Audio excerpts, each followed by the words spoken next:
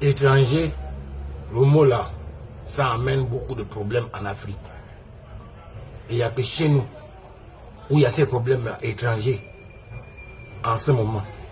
Parce que les autres, ils ont vu, ils ont subi les problèmes que ça amène. La bousculade des Tutsis, des Hutus, la bousculade des Biafra, la bousculade de la Côte d'Ivoire, et j'en passe. Maintenant, récemment, là, c'est la bousculade de l'Afrique du Sud. Toujours étranger, parce que certains citoyens vont toujours penser que l'étranger est à l'origine de la souffrance que je vis. L'étranger. Voilà les choses qui sont en train de pourrir en ce moment, le bled. Beaucoup de Gabonais ont la colère. Ils n'ont pas de raison d'être en colère, mais ils sont en colère. Contre qui? Contre personne. Et comme c'est contre personne, il faut forcément trouver un sujet pour exprimer sa colère. Le sujet le plus facile que tout le monde connaît, c'est les étrangers. C'est les étrangers. On a essayé avec Ali Bongo, ça n'a pas donné. On a essayé avec le PDG, ça n'a pas donné. Maintenant, c'est étranger. Étranger. Dans les coulisses, ça c'est pas étranger, tel qui est étranger, tel qui est étranger.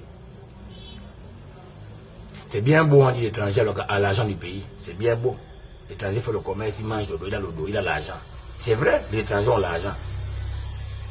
Mais vous savez comment les étrangers gagnent l'argent là? Le Gabonais qui parle que l'étranger à le dos du pays, est-ce qu'il est capable de faire ce que l'étranger fait pour avoir de l'argent?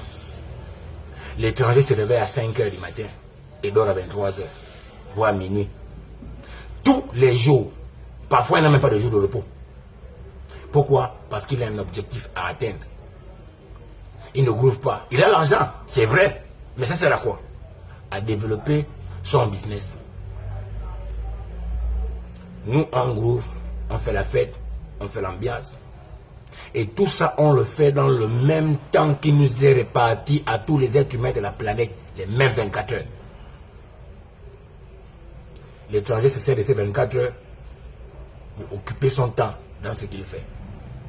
Le Gabonais qui ouvre sa sale bouche, lui, il cherche le travail. Il pleure le travail. Le jour où on lui donne le travail, c'est pour faire quoi? Assumer sa petite vie. Le reste, il faut aller boire le vin. Et le jour où on n'a pas l'argent pour boire le vin parce qu'il n'y a pas encore le dos, oh, le pays est en galère, oh, le pays souffre, oh, c'est comme ça. On va prendre le problème, on va mettre sur l'étranger. L'étranger mange l'argent du pays, l'étranger fait ceci dans le pays, c'est l'étranger qui nous met à terre, c'est l'étranger qui nous met à terre. L'étranger a un jour dit aux parents de l'enfoiré qui parle beaucoup comme ça là que ne fout rien. L'étranger vient ici, n'a pas 100 francs. Il repart chez lui, il a un business de plus de 50 voire 60 millions qu'il a monté chez lui, y compris la maison dans laquelle il va l'habiter. Il le fait en 10 ans, 12 ans.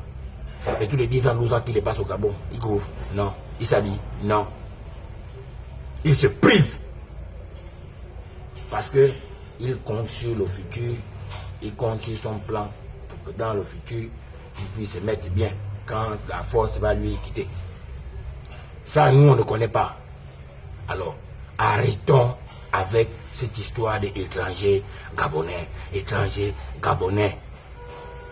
Je m'adresse ça à tous les moments. Il faut arrêter avec ça. On ne cherche pas des problèmes où il n'y en a pas. Parce qu'une crise, on sait quand ça commence. Mais quand ça a commencé, on ne va jamais déterminer quand ça va finir. L'exemple est palpable, il est là. On voit les pays qui sont en train de souffrir en ce moment. Et pourtant, hier, ils étaient bien. Le Gabon n'est pas à l'abri d'une connerie. Et tous les Gabonais qui ont quelque chose dans la tête et qui veulent se prouver à eux qu'ils peuvent arriver quelque part avec le moyen psychologique qu'ils ont, moyen physique et leurs maigres moyens financiers qu'ils ont, ils peuvent arriver quelque part. Ces Gabonais nous souhaitent que la tranquillité pour pouvoir avancer. Les Gabonais qui ont raté leur vie, et ça je mets l'accent dessus, les Gabonais qui ont raté leur vie souhaitent qu'il y ait une crise nationale. Comme ça, personne ne va aller nulle part. On va tous ruminer la merde. Ceux qui seront perdants, c'est ceux qui ont réellement envie de progresser. Parce que quitter d'ici, en temps de crise, et aller s'installer dans un autre pays, ça va prendre du temps pour s'adapter. Donc, essayons de voir les choses venir avant qu'elles ne viennent. On appelle ce mot anticiper. Apprenons à anticiper, apprenons à prévoir.